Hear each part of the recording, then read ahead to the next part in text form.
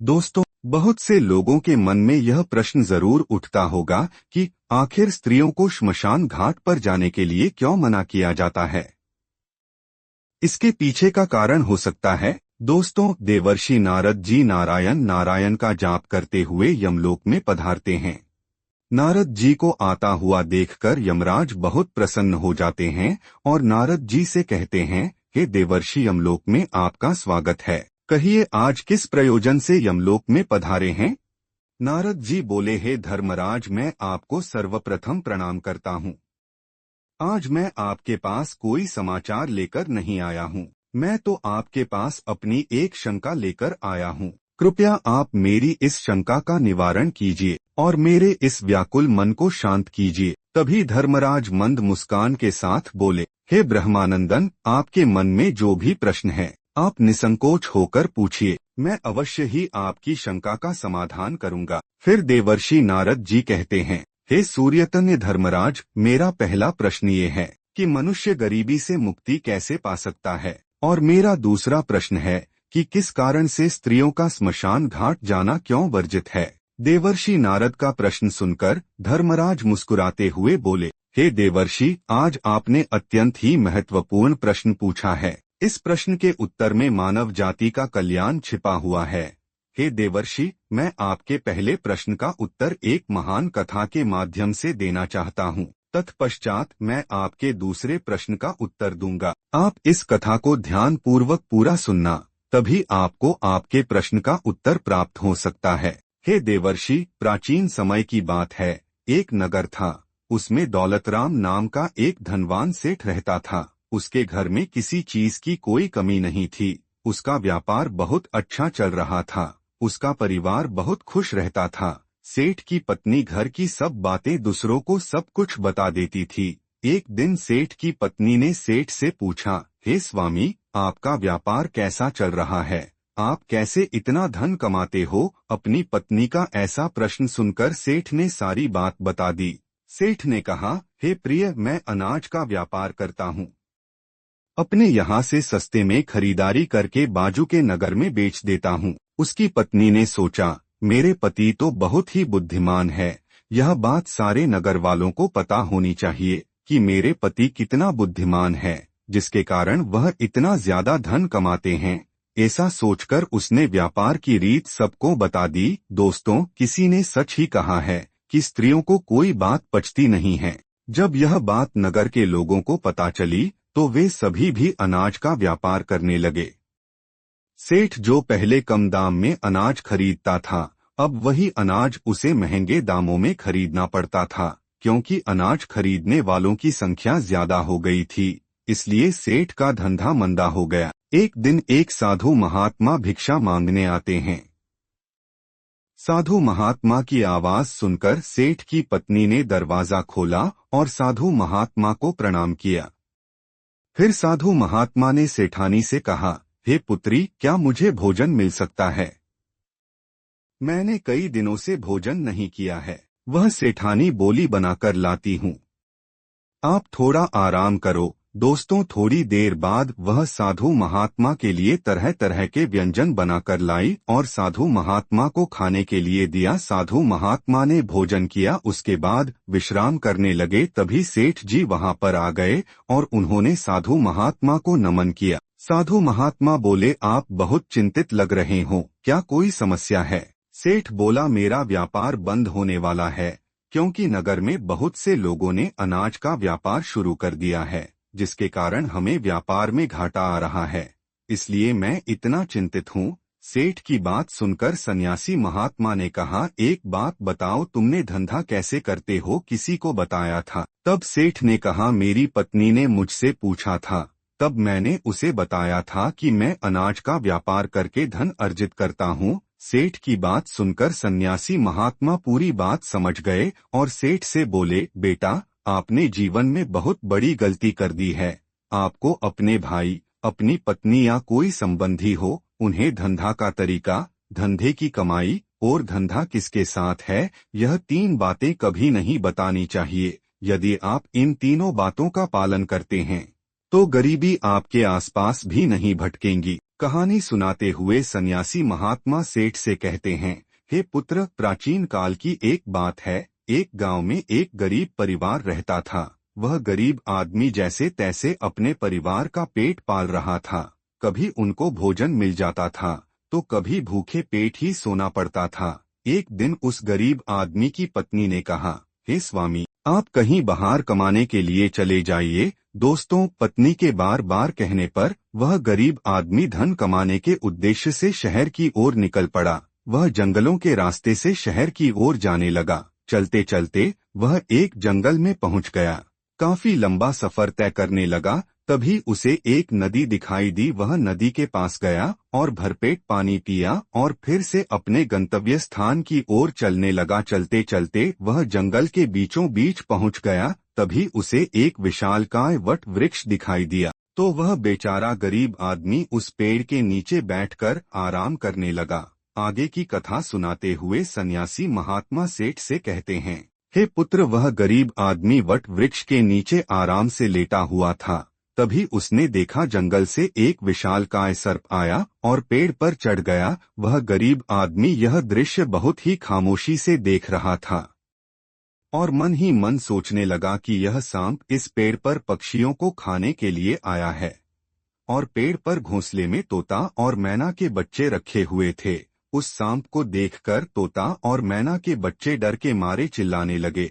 वह गरीब आदमी देखते ही समझ गया कि यह दुष्ट सांप इन बच्चों को खाने आया है। वह मन ही मन सोचने लगा कि यदि आज मैंने इस सांप से बचाया तो बच्चे जिंदा रह पाएंगे।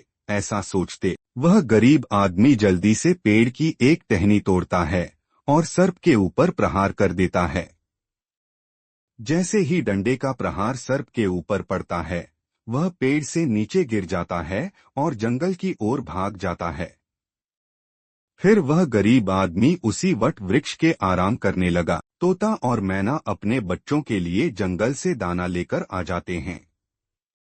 अपने माता पिता को पास आया देख तोता और मैना के बच्चे बहुत खुश होते हैं और उन्हें पूरी घटना बताते हैं और कहते हैं, हे माँ, इस वृक्ष के नीचे जो मनुष्य विश्राम कर रहा है वह हमारे लिए भगवान बनकर आया है। वह मनुष्य उस सर्प को नहीं मारता तो आज हम काल के गाल में समा चुके होते। आज से हम सब इसके आभारी हो गए हैं। अपने बच्चों के मुख से उस व्यक्ति की प्रशंसा सुनकर तोता और मैना बहुत खुश होते हैं। फिर तोता और मैना उस गरीब आदमी के पास जाते हैं। भले मनुष्य, आप कौन हैं और आप कहाँ जा रहे हैं? दोस्तों, तोता और मैना के पूछने पर वह गरीब आदमी कहता है, हे पक्षियों, मैं एक गरीब आदमी हूँ और धन कमाने के लिए शहर जा रहा था। काफी लंबा सफर तय करने के कारण मैं थक गया था। तभी मेरी नजर इन बच्चों पर पड़ी तो मैंने अपने मनुष्य धर्म का पालन करते हुए उस सर्प को मारकर भगा दिया। फिर तोता और मैना बोलते हैं, भले मनुष्य, तुमने हम पर बहुत बड़ा उपकार किया है। संसार में सबसे बड़ी खुशी बच्चों से होती है। बच्चों से अधिक प्रिय तो किसी को कोई नहीं होती। हम तोता और मैना नाम के पक्षी हैं, लेकिन आज से हम तुम्हारे लिए बहुमूल्य मोती लाकर देंगे। हमने सुना है कि यह मोती मनुष्यों के लिए बहुत मूल्यवान होते हैं। हम तुम्हें कुछ मोती देते हैं, तुम उन्हें बेचकर बाजार से अपने लिए कुछ खाने पीने का सामान ले आए। तब वह गरीब आदमी सोचने लगा, अगर हमें यही बैठे बैठे धन मिलेगा तो हमें इतनी दूर शहर जाने की क्या जरूरत है। यह सोचकर उस गरीब आदमी ने तोता और मैना की बात मान ली और वह गरीब आदमी तोता मैना के बच्चों की देखभाल करने लगा।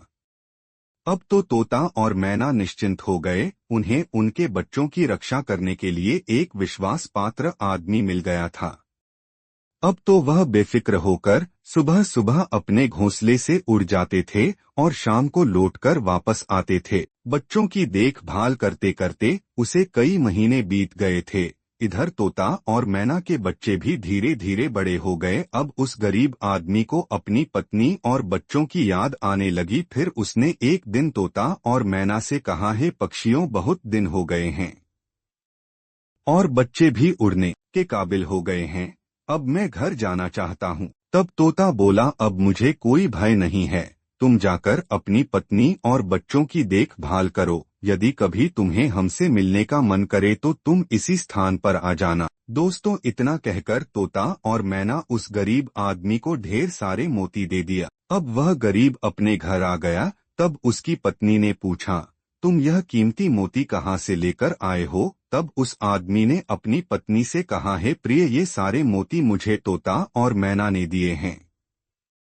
मैं कई महीने से एक तोता और मैना के बच्चों की देखभाल कर रहा था। बदले में उन्होंने मुझे यह बहुमूल्य मोती दिए हैं। अब मैं तुम्हारे लिए नए नए आभूषण बनवाऊंगा।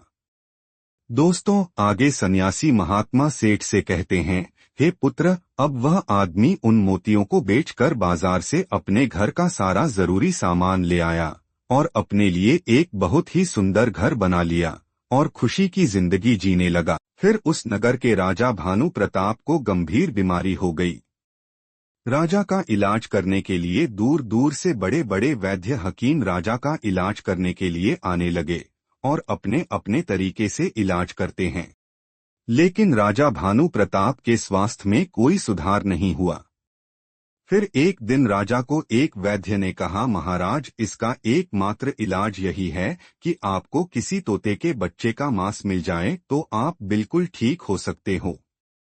वैद्य की यह बात सुनकर राजा के आदेशानुसार मंत्री ने सारे राज्य में घोषणा करवा दिया कि जो भी व्यक्ति महाराज के लिए तोता लेकर आएगा उसे उपहार में 100 स्वर्ण मुद्राएं दी जाएंगी। यह बात पूरे राज्य में हवा की तरह फैल गई। नगर के लोग तोते की तलाश में भटकने लगे। तब उस गरीब आदमी की स्त्री अपने पड़ोस में कुछ स्त्रियों के साथ बैठकर बात कर रही थी।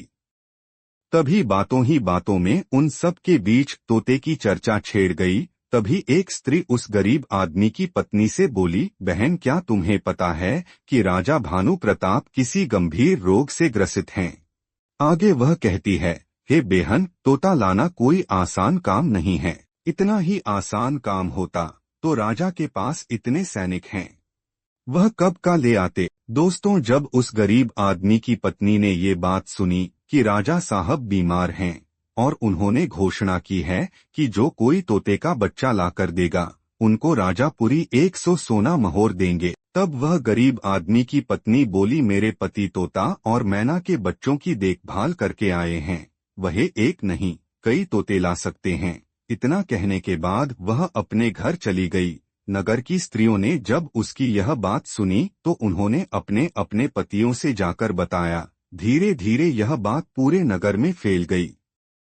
तब भानु प्रताप ने कहा कि जाओ और उस आदमी को पकड़कर मेरे सामने उपस्थित करो। राजा का आदेश पाकर राजा के सैनिक उस आदमी को पकड़कर राजा के सामने लाकर खड़ा कर देते हैं।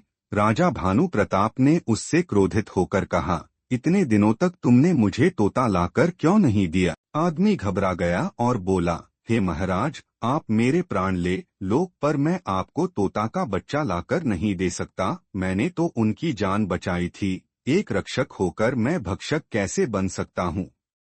उसकी इस बात सुनकर राजा उस पर क्रोधित होते हुए कहते हैं, तुम और तुम्हारे बच्चों को फांसी पर चढ़ा दिया जाएगा अगर तुम मेरी बात नहीं मानोगे तो। दोस्तों, जब खुद के बच्चों की सुरक्षा की बात आती है तो इंसान कुछ भी करने को मजबूर हो जाता है।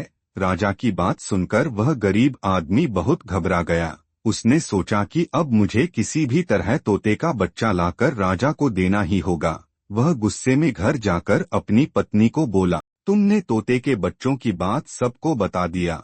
तुम्हारी यह बात उस दुष्ट भानु प्रताप तक पहुंच गई। तुम ही बताओ मैं क्या करूं? जिस तोता और मैना के बदौलत आज हमें खाने को भोजन, रहने को नया घर और पहनने को अच्छे वस्त्र मिले हैं, जिनके कारण हम गरीबी के बातें दूसरों से कभी नहीं कहनी चाहिए। पहली बात, आपके घर में कितना धन है और आपकी कमाई का स्रोत क्या है, यह बातें दूसरों से कभी नहीं बतानी चाहिए। दूसरी बात, घर में आपसी प्रेम की बातें, पति पत्नी के प्रेम की बातें बाहर वालों के सामने नहीं करना चाहिए। तुम्हारी खानगी बात का लोग फायदा उठाते हैं। अपनी कमजोरी दूसरों के सामने ना बताएं और अपनी उन्नति का राज किसी को ना बताएं, जिन बातों के कहने से आपके परिवार पर दुख आ सकता है। दोस्तों, आगे सन्यासी महात्मा सेठ से कहते हैं, हे पुत्र, इन बातों के अतिरिक्त मनुष्य को उन बातों को अपनी स्त्री से नहीं बतानी चाहिए जिन बातों से घर की मान प्रतिष्ठा नष्ट होती होकर परिवार पर संकट आता हो,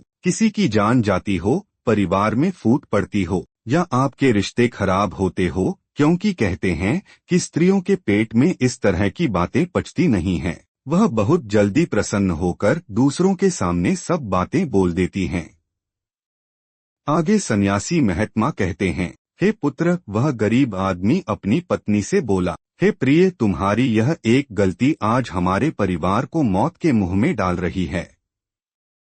यदि तुमने इस बात को छुपा लिया होता तो आज हम निर्भय होकर अपने घर में खुशहाल जीवन व्यतीत कर रहे होते। अब राजा की आज्ञा है तो तोता का बच्चा लाकर राजा को देना ही पड़ेगा।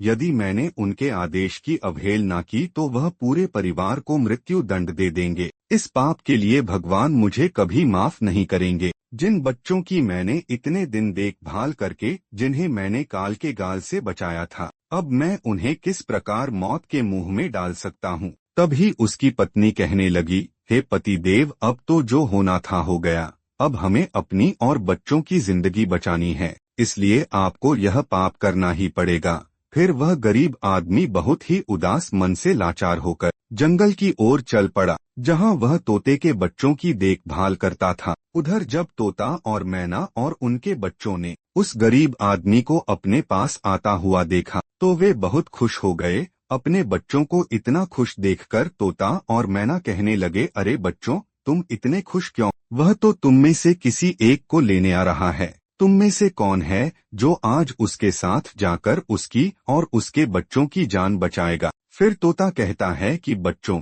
लेकिन एक बात याद रखना, तुम में से जो भी उसके साथ जाएगा वह कभी लौटकर नहीं आएगा। वह नगर के राजा का भोजन बन जाएगा। तभी तोते के एक बच्चे ने पूछा, पिताजी, आप ऐसा क्यों कह रहे हैं? फिर तोता कहता है, बच्चों, इस राज्य का राजा किसी गंभीर रोग से पीड़ित है और वैद्य ने उसे तोते के बच्चे का मांस खाने को कहा है, इसलिए तुम में से किसी एक को वह लेने के लिए आया है। यदि तुम में से कोई उसके साथ जाने को तैयार है तो वह जा सकता है। तभी उनमें से एक बच्चा कहने लगा, हे पिताजी, उस आदमी ने ही हम सबकी जिंदगी बचाई है और आज वह आदमी बहुत बड़ी मुसीबत में है। ऐसे समय में हमें भी उसकी मदद करनी चाहिए, चाहे हमारी जान ही क्यों न चली जाए। हम उसके साथ जरूर जाएंगे। उधर वह आदमी उदास मन से उस वट वृक्ष के पास आता है और तोता मैना से दुखी मन से सारी व्यथा सुना देता है। उसकी बात सुनकर तोता मैना कहते हैं, हे भाई, आप चिंता ना करो, हमारे बच्चे तुम्हारे साथ जाने के लिए तैयार हैं। तुम इनमें से किसी एक को ले जाओ। अब वह गरीब आदमी दुखी मन से एक तोते के बच्चे को लेकर लौट आता है और सीधा राजमहल में जाकर राजा को दे देता है। राजा उस तोते के बच्चे को एक पिंजरे में बंद करवा देता है और अपने नौकर से कहता है, जाओ, इसे सुरक्षित स्थान पर रख दो, कल हम इसका मांस खाएंगे। राजा के कहे अनुसार नौकर उस तोते के बच्चे को सुरक्षित स्थान पर रख देता है।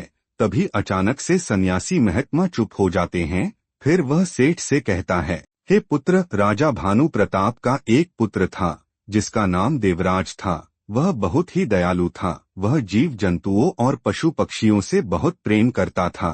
उसे यह नहीं पता था कि यह तोता उसके पिता के खाने के लिए लाया गया है। राजकुमार तो तोते के बच्चे के साथ खेलने लगा। तभी राजकुमार देवराज का एक मित्र कहता है, हे मित्र, तुम इस तोते को बाहर निकालो। यह कितना सुंदर तोता है, इसे पिंजरे में किसने बंद कर दिया? यह बिल्कुल भी उचित नहीं है। हम इसे स्वतंत्र कर देते हैं। अपने मित्र की बात सुनकर राजकुमार देवराज तोते को स्वतंत्र कर देता है और अब यह सुनकर राजा को राजकुमार पर बहुत गुस्सा आया। उन्होंने तुरंत राजकुमार को बुलाया और क्रोधित होकर कहा, अरे दुष्ट, तूने उस तोते के बच्चे को बाहर निकाला। तुझे पता नहीं पिंजरे से बाहर आते ही वह उड़ जाएगा। राजकुमार कहता है, मुझे तो उसके साथ खेलना था। अपने पुत्र की यह बात सुनकर राजा को और गुस्सा आ गया और उन्होंने उसे राज्य से बाहर निकाल दिया। राजा का आदेश पाकर सैनिक राजकुमार को नगर की सीमा से बाहर छोड़कर आए। तोते का बच्चा तोते के पास पहुंच गया और कहता है, राजकुमार बहुत दयालु है, उसने मुझे छोड़ दिया। तब तोता कहता है, लेकिन वह स्वयं संकट में फंस गया है। उसके दुष्ट पिता ने उसे राज्य से बाहर निकाल दिया है। अब उसके देखभाल की जिम्मेदारी तुम्हारे ऊपर है। तुम जाओ और उसकी मदद करो। अपने माता पिता के कहने पर तोते का बच्चा राजकुमार की मदद करने राजकुमार के पास जाता है।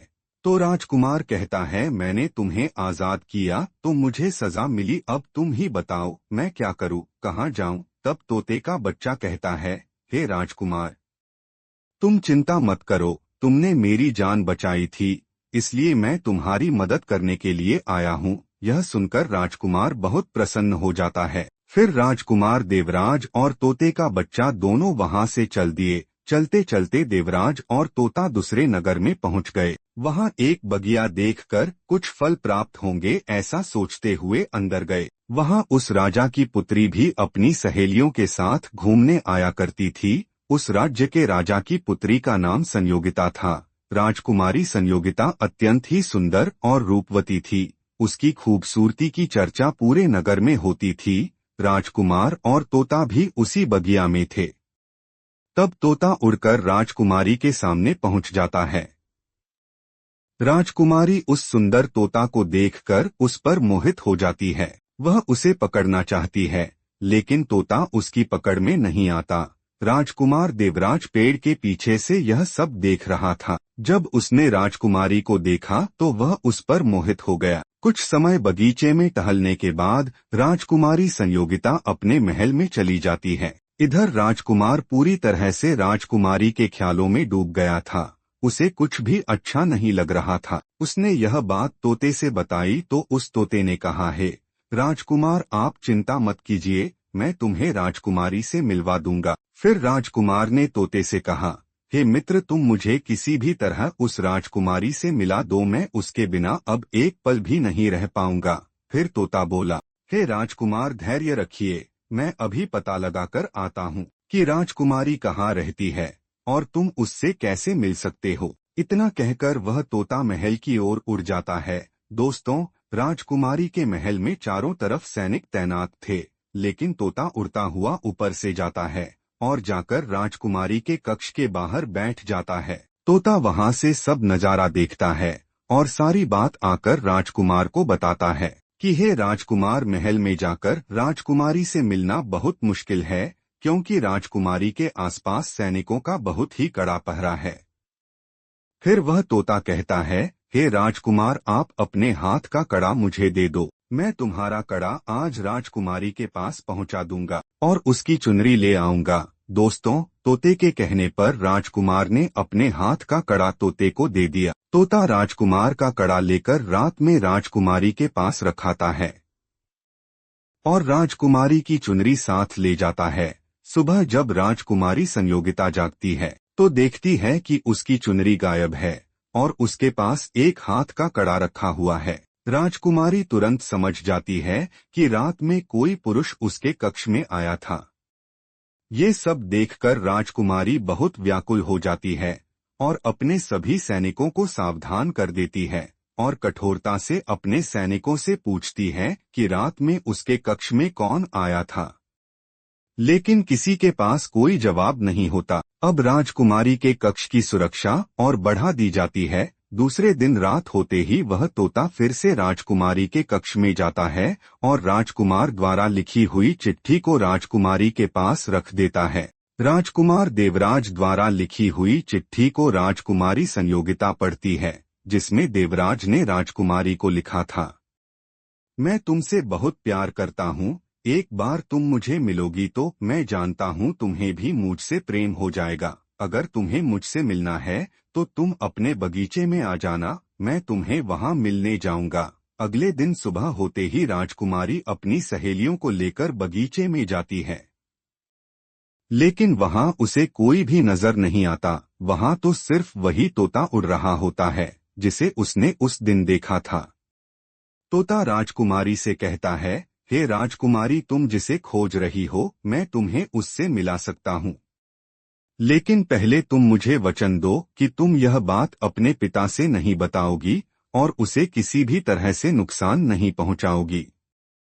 फिर राजकुमारी ने वचन दिया कि वह उसे कुछ भी नहीं करेगी। दोस्तों, राजकुमारी यह जानना चाहती थी कि आखिर वह कौन है जो इतने सख्त पहरे के बावजूद भी उसके कक्ष में पहुंच गया था। दोस्तों, राजकुमारी के कहने पर तोते ने राजकुमार को बुलाया। फिर राजकुमार वृक्ष के पीछे से बाहर आया। दोस्तों, राजकुमार देवराज की सुंदरता देखकर राजकुमारी भी उस पर मोहित हो गई और एक दूसरे को देखने लगे।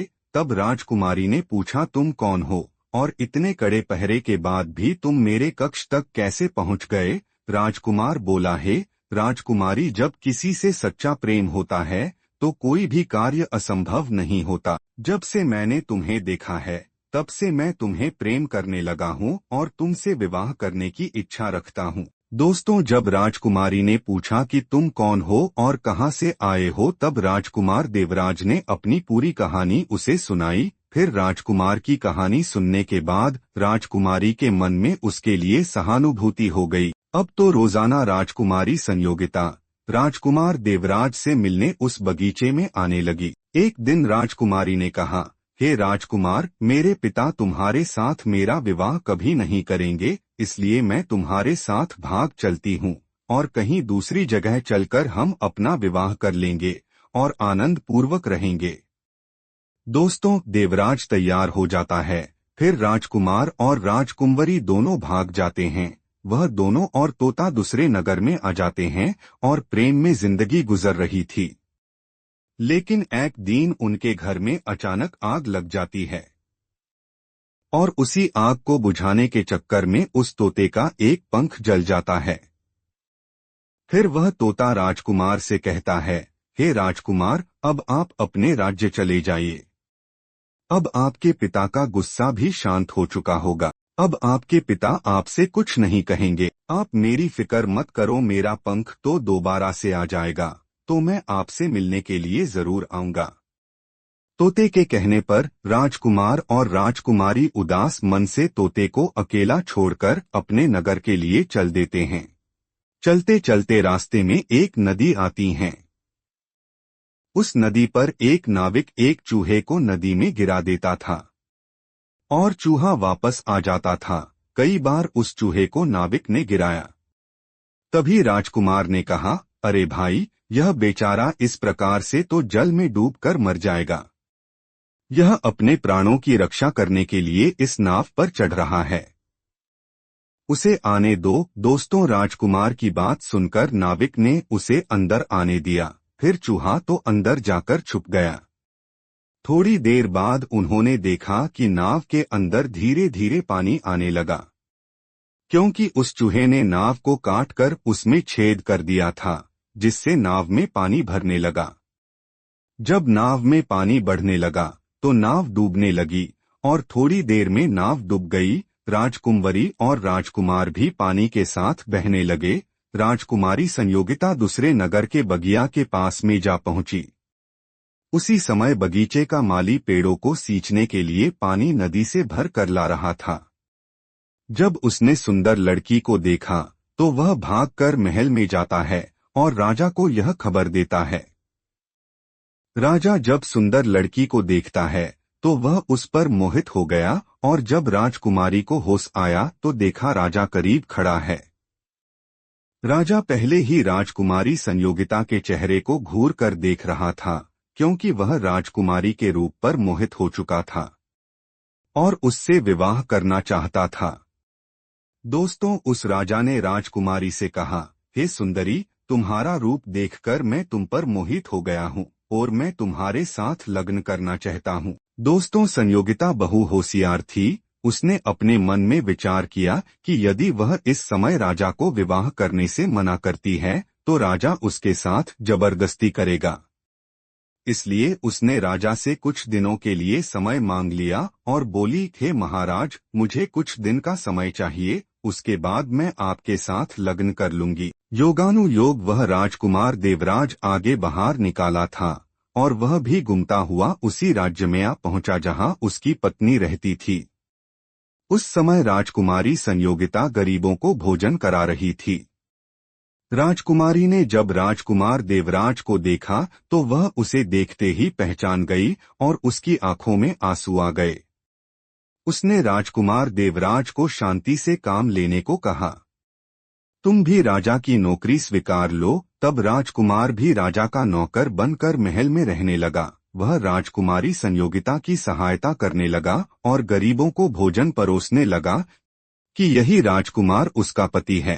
राजा तो उसे अपना नौकर समझता था। इधर राजकुमार देवराज राजकुमारी संयोगिता के साथ मिलकर पंखी को दाना डालने लगे। रोज पंखी दाना चुगने आते थे। एक दिन वही तोता दाना चुगने आता है। अब उसके पंख निकल आए थे। तोते ने राजकुमार देवराज को पहचान लिया। तोता उसके पास आया तो उन्होंने जब तोते को देखा तो उसकी आंखों में आंसू छलकाए और उन्होंने तोते को पूरी कहानी सुनाई कि वे इस प्रकार से यहाँ फंस चुके हैं और राजा को भी नहीं पता कि वे पति पत्नी हैं। तब तोता बोला, चिंता मत करो, रात को चाबी लेकर आऊंगा और बताऊंगा कौन से रास्ते पर सैनिक सो गए हैं। जब सभी सैनिक सो गए तो उसी समय राजकुमारी और राजकुमार महल से निकल पड़े। रात के अंधेरे में राजकुमार देवराज अपनी पत्नी और तोते के साथ अपने पिता भानु प्रताप के राज्य में पहुंच गया। अपने पुत्र को देखकर राजा भानु प्रताप बहुत खुश हो गया। तब राजकुमार देवराज ने बताया, मेरी जान उसी तोते ने बचाई है जिसे आप मारकर खाना चाहते थे। उसी ने मेरे प्राण बचाए हैं और मुझे शत्रुओं से भी छुटकारा दिलाया है। राजकुमार के मुख से तोते की बात सुनकर राजा बहुत प्रसन्न हुआ और उसी दिन से राजा ने प्रण किया कि आज से हमारे राज्य में कोई पक्षी की हत्या नहीं की जाएगी। साधु महात्मा कहते हैं, है पुत्र, इसलिए यह 3 बातें किसी को भी नहीं बताना चाहिए। जैसे आपने अपनी पत्नी को बताया कि आप किस प्रकार धन अर्जित करते हैं और आज आपका व्यापार खतरे में है। धर्मराज कहते हैं, है देवर्षि नारद, आपको आपके पहले प्रश्न का उत्तर मिल गया होगा। अब मैं दूसरे प्रश्न का उत्तर देता हूँ। स्त्रियों का श्मशान घाट जाना वर्जित है। दोस्तों, यमराज कहते हैं, हे देवर्षि, महिलाओं का स्वभाव बहुत ही संवेदनशील और करुणामयी होता है और अंतिम संस्कार के समय वातावरण अत्यंत ही गंभीर और दुखमय होता है, जिसे देखकर स्त्रियां सहन नहीं कर सकती और वह ज्यादा रोने लगेगी, जिससे मरने वाले की आत्मा को ज्यादा दुख होगा। और दूसरा, स्मशान को नकारात्मक ऊर्जा वाली जगह माना जाता है और नकारात्मक शक्तियों से युक्त स्थान माना जाता है, जहां तांत्रिक और दैवीय क्रियाएं दोनों संपन्न होती हैं। यदि उस समय स्त्रियां श्मशान घाट में उपस्थित रहेगी तो वह डर सकती हैं और उनके ऊपर नकारात्मक ऊर्जाओं का प्रभाव और शारीरिक एवं मानसिक स्थिति प्रभावित हो सकती हैं। सनातन धर्म में कुल 16 संस्कार है, जिनमें से सबसे आखिरी में 16वां संस्कार यानी अंतिम संस्कार किया जाता है। व्यक्ति की मृत्यु के बाद हिंदू धर्म में वैसे तो कई परंपरा और विधि विधान निभाए जाते हैं। व्यक्ति के अंतिम संस्कार के लिए उसका शव श्मशान घाट लेकर जाया जाता है। दोस्तों, यहाँ एक बात ध्यान देने वाली है कि हिंदू धर्म में महिलाओं का श्मशान घाट पर जाना बिल्कुल वर्जित है, क्योंकि किसी की मृत्यु हो जाने से हर तरफ शोक फैल जाता है। मृत व्यक्ति को जब दाह संस्कार के लिए श्मशान घाट लेकर जाते हैं तो परिजनों के लिए यह क्षण पीड़ादायक होता है। ऐसे समय में महिलाओं को श्मशान घाट जाना निषेध होता है, क्योंकि महिलाएं पुरुषों की अपेक्षा अधिक संवेदनशील मानी जाती हैं। उन्हें संबंधी के मृत्यु का अधिक दुख हो सकता है। दूसरा, श्मशान घाट में बुरी आत्माओं का वास हो सकता है। वहीं मृत्यु से शोकग्रस्त महिलाएं मन पर काबू नहीं रख पाती हैं। महिला अगर श्मशान घाट जाए तो उस पर बुरी शक्तियों का असर हो सकता है। ऐसे में उन्हें श्मशान घाट मना है। और जब व्यक्ति की मृत्यु हो जाती है तो घर और परिवार में शोक फैला रहता है और शव को श्मशान ले जाने के बाद भी उसकी आत्मा घर में ही कुछ दिनों तक वास करती है। ऐसे में घर को अकेला नहीं छोड़ा जाता और इसके लिए महिलाएं घर पर ही रहती हैं। वहीं पुरुष कंधे पर उठाकर शव को श्मशान ले जाते हैं। और जो लोग अंतिम संस्कार के लिए श्मशान घाट जाते हैं उन्हें मुंडन करवाना अनिवार्य होता है। हालांकि औरतों और लड़कियों का मुंडन कराना अशुभ बताया गया है। ऐसे में इस कारण भी महिलाओं के श्मशान घाट नहीं जाने दिया जाता है। दोस्तों, आगे धर्मराज कहते हैं, हे देवर्षि, अब आपको आपके सभी प्रश्नों का उत्तर मिल गया होगा। तभी देवर्षि नारद जी कहते हैं, हे सूर्यतन्य, हे धर्मराज, आपके मुख से यह ज्ञान से मन संतुष्ट हुआ। दोस्तों, आपको यह कथा पसंद आई हो तो कमेंट में जय श्री कृष्णाश्री, जय द्वारकाधीश अवश्य लिखे। दोस्तों, वीडियो देखने के लिए आप सभी का बहुत धन्यवाद।